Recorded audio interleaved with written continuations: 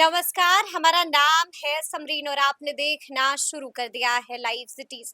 देखिए, आज पटना के होटल मौर्या में महागठबंधन की बड़ी प्रेस कॉन्फ्रेंस होती है और कई सवालों के जवाब भी मिल जाते हैं, लेकिन अब भी कई ऐसे सवाल हैं जिनका जवाब नहीं मिल सका है। तो वो सवाल क्या कुछ है, सब कुछ हम आपको तफसील के साथ इस वीडियो में बताएंगे। महागठबंधन की इस प्रेस कॉन्फ्रेंस को भी डिकोड करने की कोशिश करेंगे। तो एक बार फिर से इस सियासी मुद्दे पर सीधी बातचीत के लिए हमारे साथ सीनियर जर्नलिस्ट अरुण पांडे जी हैं। सबसे पहले बहुत शुक्रिया बातचीत। धन्यवाद आपको भी। जी, सबसे पहले तो अरुण जी, हम आपसे जानना चाहेंगे कि महागठबंधन की बड़ी प्रेस कॉन्फ्रेंस तो हो चुकी है, लेकिन इस पीसी को आप कैसे डिकोड कीजिएगा? महागठबंधन में एक विवाद का अंत हो गया। अभी आप चुनाव में जा रहे हैं और तेजस्वी यादव ने तो स्वघोषित मुख्यमंत्री कर रखी थी, पार्टी ने कर दिया था और इवन कांग्रेस छोड़ के सभी दलों की सहमति थी, आम सहमति थी, सर्वसम्मति थी। इन कांग्रेस ने एक अपना लगा दिया था पेज। ये बात हो भी रही थी कि देखिए सब सीट की सौदेबाजी को लेकर हो रहा है। राजद कांग्रेस की सीट घटाना चाहता है, उसमें तो सफलता मिल गई। पिछले चुनाव की तुलना में 70 सीटें नहीं मिली, 61 सीट पर कांग्रेस लड़ रही। तो एक तो ये हुआ, जो राजद चाहता था वो हुआ। अब राजद चाहता था कि भाई सीएम फेस भी घोषित किया जाए। चुनाव के पहले एक सवाल बना हुआ था कि भाई महागठबंधन को सत्ता मिली तो कौन होगा चेहरा। तो आज उसका भी आया अशोक गहलोत, जो पर्यवेक्षक हैं पार्टी की ओर से, और यहाँ पहले हाँ रह चुके हैं। वो आते ही फिर लालू प्रसाद से मिले, तेजस्वी यादव से मिले थे, और फिर महागठबंधन के नेताओं की जो ज्वाइंट पीसी हुई उसके पहले भी वहाँ होटल में इन्होंने 15 मिनट बैठ करके कुछ स्ट्रेटजी बनाई और अंत में आकर के 15 मिनट बैठ करके स्ट्रैटेजी बनाई गई। साथ में कौन कौन और और नेता सारे थे? तो दीपांकर थे, तेजस्वी थे, तेजस्वी तो थे मुकेश ही, सहनी, मुकेश सहनी थे, प्रदेश कांग्रेस के अध्यक्ष थे, राजेश बिहार प्रभारी लावरू थे। हम्म, तो पूरी टीम थी। मतलब वो कोई महागठबंधन में अकेले किसी ने नहीं किया, सब लोगों ने मिलकर किया। हाँ, जो वाम दल के नेता नहीं दिख रहे थे और दूसरे, तो खैर चलिए आज ज्वाइंट पीसी हुई और उसमें गहलोत ने ही ये घोषणा की कि तेजस्वी जी हम लोगों के चेहरा होंगे। और इसके साथ दो डिप्टी सीएम की बात की कि महागठबंधन को यदि सत्ता मिली तो एक को मुकेश सहनी का ऐलान कर दिया। मुकेश सहनी के लिए इससे बड़ा और गदगद होने का क्या विषय था। कहा भी कि भाई हमारी तो 3 साढ़े 3 साल से जो मेरी मुराद एक तरह से हमारी मनोकामना मनोकामना पूरी हो गई, हाँ। और अब तो भाजपा को तोड़ने की ठान रखी है कि भाई अब तो सत्ता में आएंगे तो अब भाजपा को तोड़ेंगे, जैसे हमारी पार्टी को बीजेपी ने तोड़ दी थी। खैर, तो आज ये एक महागठबंधन के लिए बड़ी उपलब्धि है कि अब कौन होगा सीएम का चेहरा, ये द्वंद्व समाप्त हो गया। लगे हाथ आज के प्रेस कॉन्फ्रेंस में महागठबंधन की ओर सब सवाल दाग दिया एनडीए पर कि एनडीए बताए कि कौन होगा सीएम का चेहरा, और कहा कि नीतीश जी के साथ तो अन्याय कर रहा है, बीजेपी कर रही है, सब उनका इस्तेमाल करती है, और उनका चेहरा कौन होगा वो जदयू को समाप्त करने पर बीजेपी तुली हुई है, और नीतीश कुमार का चेहरा वो नहीं अनाउंस कर रही है। तो बतावे, तो एक तरह से कहिए कि आज अब ये चैलेंज थ्रो कर दिया एनडीए पर, यहाँ तेजस्वी यादव ने। और तेजस्वी यादव ने इसके साथ कुछ और बातें कही, वो गौर करने लायक बात है। अपने संबोधन में कहा कि देखिए हम तो सीएम बनने के लिए नहीं, बिहार बदलने के लिए हम ये सब कुछ कर रहे हैं। और एक बात और कही कि भाई कोई जो लोग बात करते हैं, कोई हमसे भी कोई छाई परछाई में भी गलती हो जाएगी तो उसको सजा देने में भी हम पीछे नहीं उसको हैं। भी तेजस्वी यादव नहीं बख्शेंगे। एक तो ये बात भरोसा दिलाया लोगों को, मतलब ये संदेश देने की कोशिश की कि जो तेजस्वी की अगुवाई में सरकार बनेगी वो भ्रष्टाचार मुक्त सरकार होगी, कोई शिकायत सुनने को नहीं मिलेगी। वर्चुअली इसी के लिए इस तरह की बात की जाती है।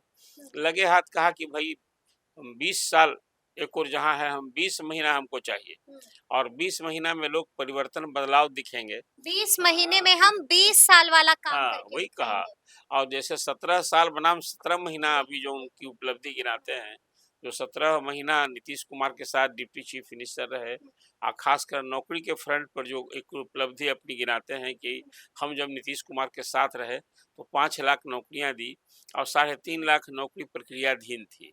आज उसी तरह से उन्होंने कहा कि जैसे ही हमारी सत्ता मिलेगी, सबसे पहले बिहार के उन परिवारों में जिसमें कोई सरकारी नौकरी नहीं करता है, सब परिवार को हम एक-एक सरकारी नौकरी देंगे, एक हर प्रत्येक परिवार से एक को। एक बड़ी बात थी।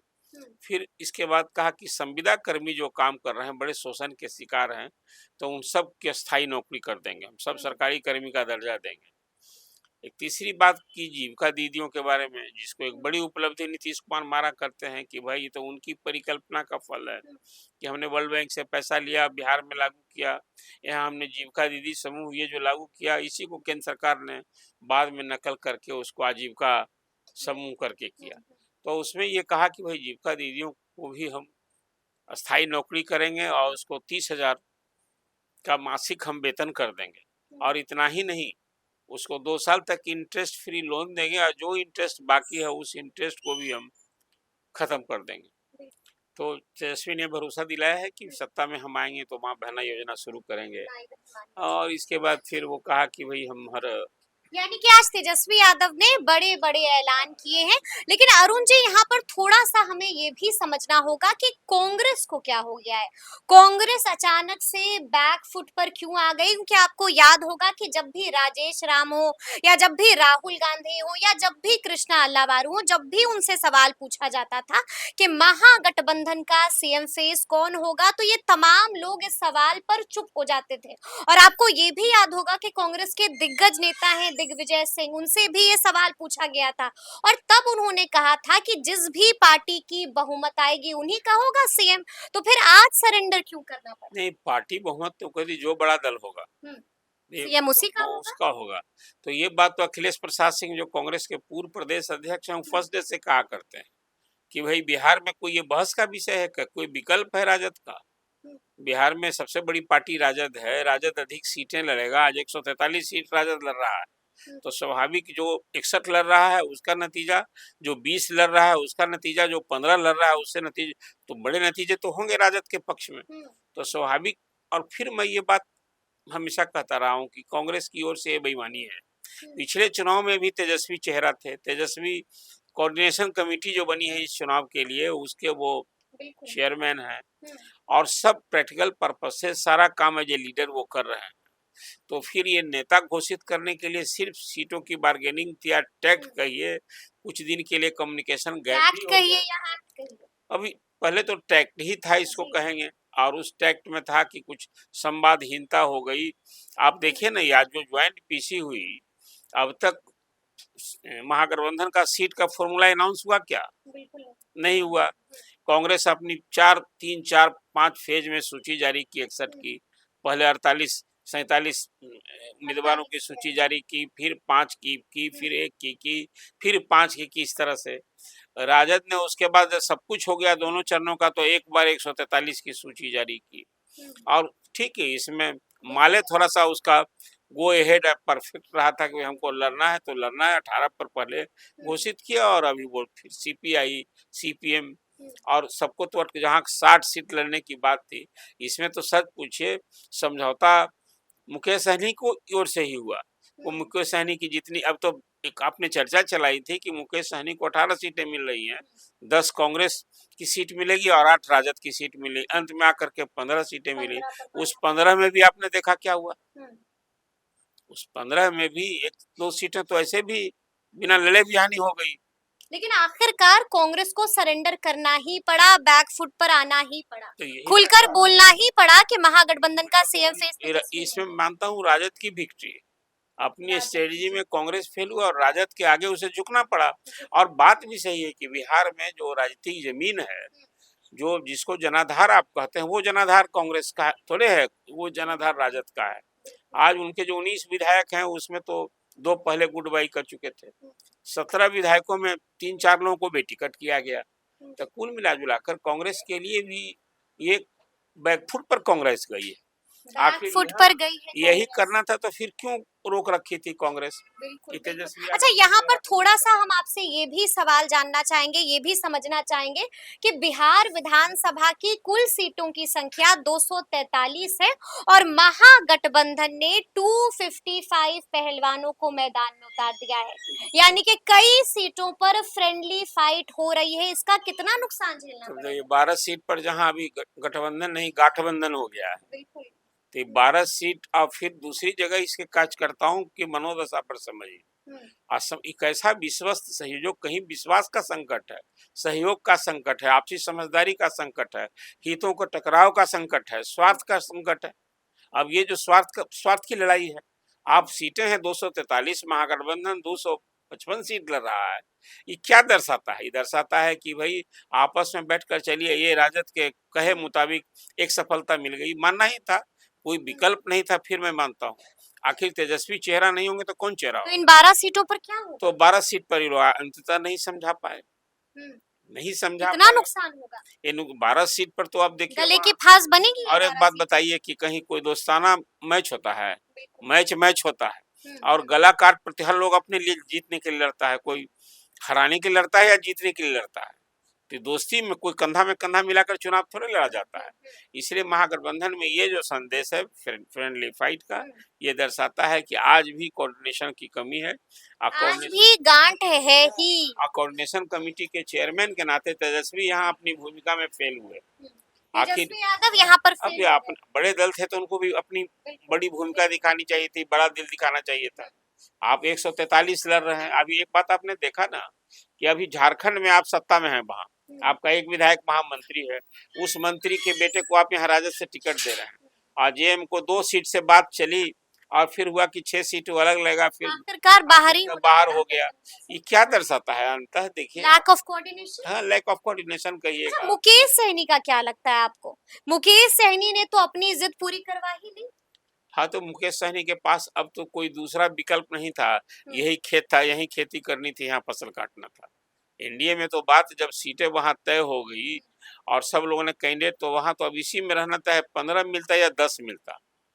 इस बार तो वो जा एक तरह से कहिए बुरे फंस चुके थे, अब जाते तो जाते कहाँ। इसलिए यहाँ 15 सीट मिली। हाँ, एक उपलब्धि उनके लिए हो गई कि शुरू से जो कह रहे थे कि वो डिप्टी सीएम बनेंगे, तो डिप्टी सीएम बनने का महागठबंधन की ओर से आज भरोसा दिया, एक घोषणा हो गई। अब एक बड़ा सवाल है, 18% जो मुस्लिम की आबादी है, आपने अभी महागठबंधन की ओर से 18 कैंडिडेट दिया है। अब वो सवाल ये है कि भाई 2.5% वाले को आप तो डिप्टी सीएम बना दिए, 18% का जो वोट बैंक है मुसलमानों का, तो उसका सिर्फ वोट चाहिए कि उसको भी सत्ता में हिस्सेदारी, वो दूसरा डिप्टी सीएम। मुसलमान भी सवाल पूछेंगे कि हमारी हिस्सेदारी का क्या हुआ। इसलिए मैं सवाल कर रहा हूँ कि अब दूसरा एक मुसलमान को भी डिप्टी सीएम बनाना चाहिए। मुझे लगता है नहीं, देखिए एक बात तो उठेगी ही, बिल्कुल पूछा ये जाएगा क्यों नहीं, एक बड़ा तबका है। और आप जहाँ दावा करते हैं कि बीजेपी का ये एटीट्यूड है, उसका कम्युनल है, तो फिर आपका फिर तो आपका क्या एटीट्यूड है? उसमें तो देखिए इस बार जदयू में भी नीतीश कुमार इस बार सीटें घटा दी उन्होंने। हाँ, 4 सीट दिया है उन्होंने। पिछली बार तो कोई एक मुसलमान नहीं जीता था, और इस बार दिया है वही एक जो बसपा से आए थे, जमा खां, 3 और लोगों को दिया है।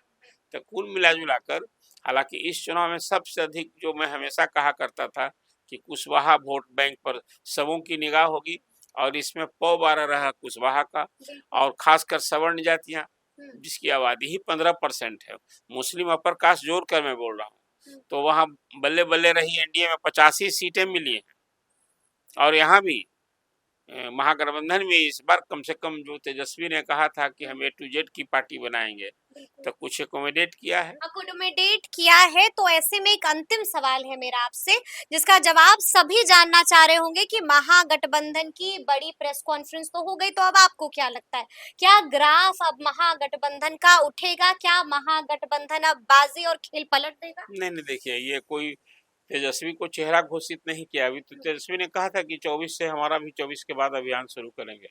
तो अभियान, वोट जुटता कौन है वो बड़ा सवाल है। ये आज तेजस्वी के लिए एक सफलता हुई कि कांग्रेस ने भी उनका नेतृत्व स्वीकार किया और उनको सीएम का चेहरा घोषित कर लिया है।